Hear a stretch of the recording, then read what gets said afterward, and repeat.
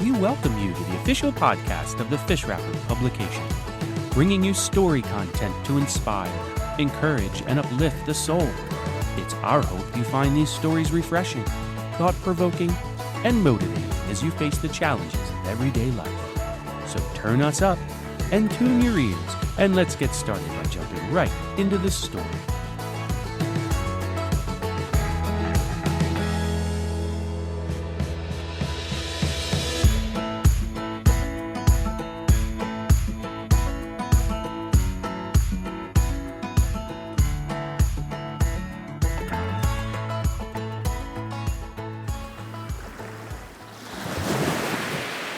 Adventure on Island Rock. Read by Michael D'Annunzio. "Who was the man I saw talking to you in the hayfield?" asked Aunt Kate, as Uncle Richard came in for dinner. "Bob Marks," said Uncle Richard briefly. "I've sold Laddie to him." Ernest Hughes, the 14-year-old orphan boy whom Uncle boarded and kept for the chores he did, suddenly stopped eating. "Oh, Mr. Lawson, you're not going to sell Laddie?" he cried chokingly. Uncle Richard stared at him. Never before, in the 5 years that Ernest had lived with him, had the quiet young fellow spoken out without being spoken to, much less ventured to protest against anything Uncle Richard might do. "Certainly I am. Bob offered me $20 for the dog, and he's coming after him next week." "Oh, Mr. Lawson," said Ernest, rising to his feet, his small freckled face crimson. "Oh, don't sell Laddie. Please, Mr. Lawson, don't sell him." "What nonsense is this?" said Uncle Richard sharply. He was a man who brooked no opposition from anybody, and who never changed his mind once it was made up. "Don't sell Laddie," pleaded Ernest miserably. "He's the only friend I've got. I can't live if Laddie goes away. Oh, don't sell him, Mr. Lawson." "Sit down and hold your tongue," said Uncle Richard sternly. "The dog is mine, and I shall do with him as I think fit. He is sold, and that is all there is about it. Go on with your dinner." But Ernest, for the first time, did not obey. He snatched up his cap from the back of his chair, dashed it down over his eyes, and ran from the kitchen with a sob, choking his breath. Uncle Richard looked angry, but Aunt Kate hastened to soothe him. "Don't be vexed with the boy, Richard," she said. "You know he's very fond of Laddie. He's had to do with him ever since he was a pup, and no doubt he feels badly at the thought of losing him. I'm rather sorry myself you've sold the dog." "Well, he is sold, and that's an end of it. I don't say but that the dog is a good dog, but he's of no use to us, and $20 will come in mighty handy just now. He's worth that to Bob, for he's a good watchdog, so we've both made a fair bargain." Nothing more was said about Ernest or Laddie. I had taken no part in the discussion, for I felt no great interest in the matter. Laddie was a nice dog. Ernest was a quiet, inoffensive little fellow, 5 years younger than myself, and that was all I thought about either of them. I was spending my vacation at Uncle Richard's farm on the Nova Scotian bay of Fundy shore. I was a great favorite of Uncle Richard, partly because he had been much attached to my mother, his only sister, partly because of my strong resemblance to his only son, who had died several years before. Uncle Richard was a stern, undemonstrative man, but I knew that he entertained a deep and real affection for me, and I always enjoyed my vacation sojourns at his place. "What are you going to do this afternoon, Ned?" he asked, after the disturbance caused by Ernest's outbreak had quieted down. "I think I'll row out to Island Rock," I replied. "I want to take some views of the shore from it." Uncle Richard nodded. He was much interested in my new camera. "If you're on it about 4 o'clock, you'll get a fine view of the hole in the wall when the sun begins to shine on the water through it," he said. "I've often thought it would make a handsome picture." "After I've finished taking the pictures, I think I'll go down shore to Uncle Adam's and stay all night," I said. "Jim's darkroom is more convenient than mine, and he has some pictures he's going to develop tonight, too." I started for the shore about 2 o'clock. Ernest was sitting on the woodpile as I passed through the yard, with his arms around Laddie's neck and his face buried in Laddie's curly hair. Laddie was a handsome and intelligent black and white Newfoundland with a magnificent coat. He and Ernest were great chums. I felt sorry for the boy who was about to lose his pet. "Don't take it so hard, Ern," I said, trying to comfort him. "Uncle will likely get another pup." "I don't want another pup," Ernest blurted out. "Oh, Ned, won't you try and coax your uncle not to sell him? Perhaps he'd listen to you." I shook my head. I knew Uncle Richard too well to hope for that. "Not in this case, Ern," I said. He would say it did not concern me. And you know nothing moves him when he determines on a thing. You'll have to reconcile yourself to losing Laddie, I'm afraid. Ernest's head went down on Laddie's neck again, and I, deciding there was no use in saying anything more, proceeded towards the shore, which was about a mile from Uncle Richard's house. The beach along his farm, and for several farms along shore, was a lonely, untenanted one, for the fisher folk all lived 2 miles further down, at Rowley's Cove. About 300 yards from the shore was the peculiar formation known as Island Rock. This was a large rock that stood abruptly up out of the water. Below, about the usual water line, it was seamed and fissured, but its summit rose up in a narrow, flat-topped peak. At low tide, 20 feet of it was above water, but at high tide, it was 6 feet and often more underwater. I pushed Uncle Richard's small skiff down the rough path and rowed out to Island Rock. Arriving there, I thrust the painter deep into a narrow cleft. This was the usual way of mooring it, and no doubt of its safety ever occurred to me. I scrambled up the rock and around to the eastern end, where there was a broader space for standing, and from which some capital views could be obtained. The sea about the rock was calm, but there was quite a swell on it, and an offshore breeze was blowing. There were no boats visible. The tide was low, leaving bare the curious caves and headlands along shore, and I secured a number of excellent snapshots. It was now 3 o'clock. I must wait another hour yet before I could get the best view of the hole in the wall, a huge arch-like opening through the jutting headland to the west of me.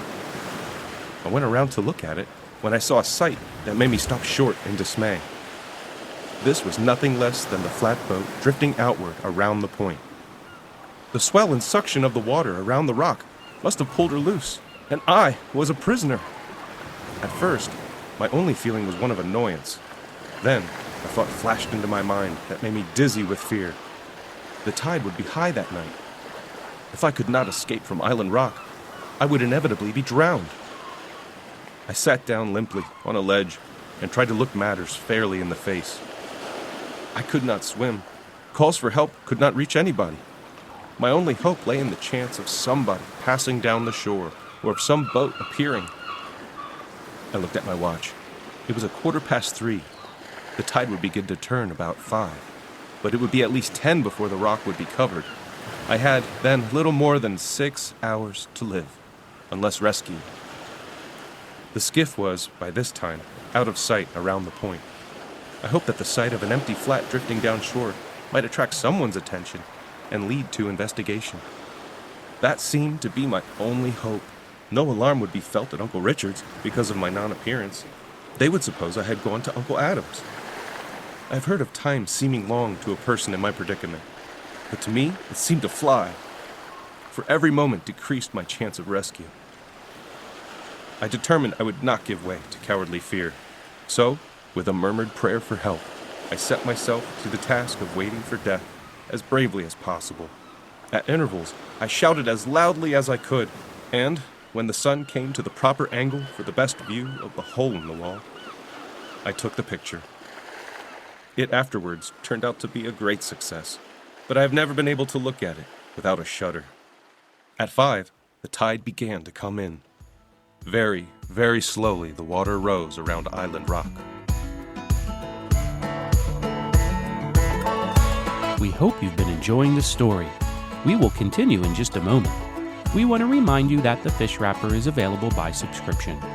Each issue of the Fish Wrapper is jam-packed, full of story content, amazing recipes to delight your kitchen table, games, jokes, and much, much more.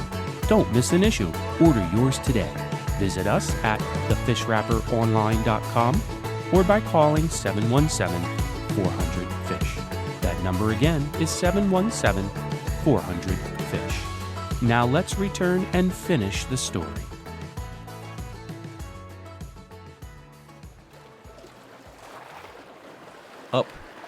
Up it came, while I watched it with fascinated eyes, feeling like a rat in a trap. The sun fell lower and lower. At 8 o'clock, the moon rose, large and bright. At 9, it was a lovely night, clear, calm, bright as day, and the water was swishing over the highest ledge of the rock. With some difficulty, I climbed to the top and sat there to await the end. I had no longer any hope of rescue, but By a great effort, I preserved self-control. If I had to die, I would at least face death staunchly. But when I thought of my mother at home, it tasked all my energies to keep from utterly breaking down. Suddenly, I heard a whistle. Never was a sound so sweet. I stood up and peered eagerly shoreward. Coming around the hole-in-the-wall headland on top of the cliffs, I saw a boy and a dog. I sent a wild "Hello!"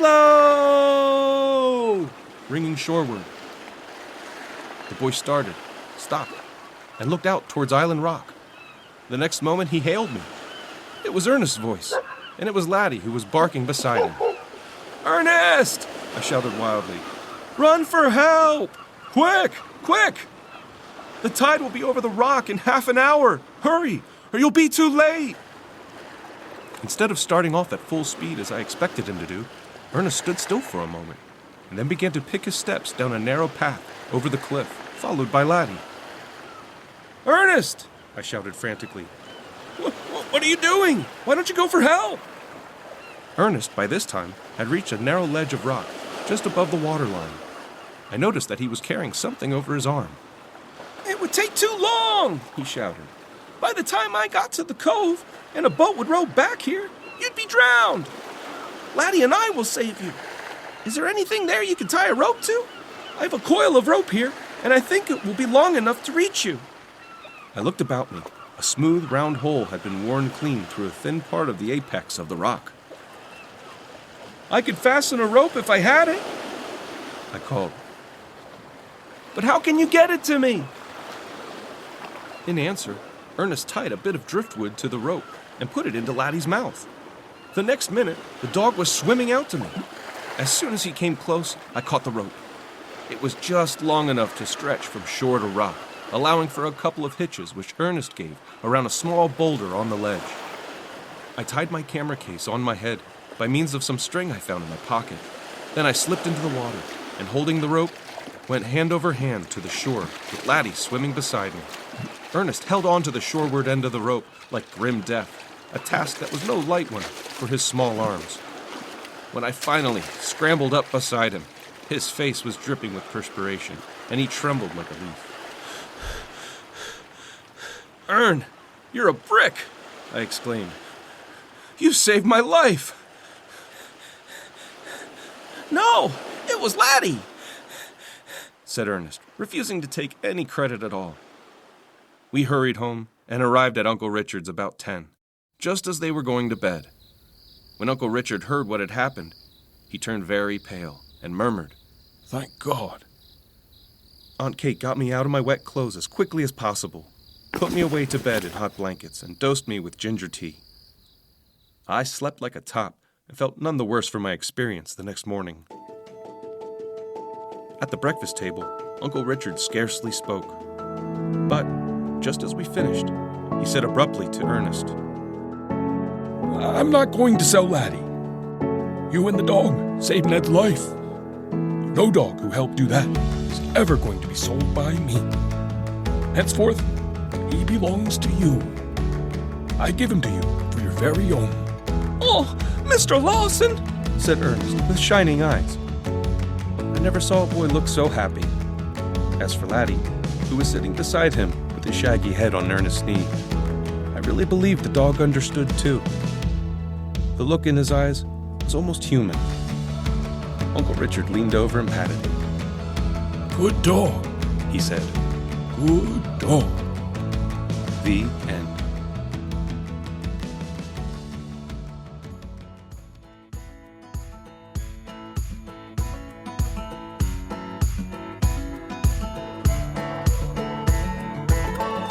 We hope you enjoyed the story and will join us again soon when we unravel another adventure from the pages of the Fish Wrapper. We encourage you to like and subscribe to this podcast, ensuring you never miss a new episode. See you again soon, and may our Lord and Savior Jesus Christ guide you.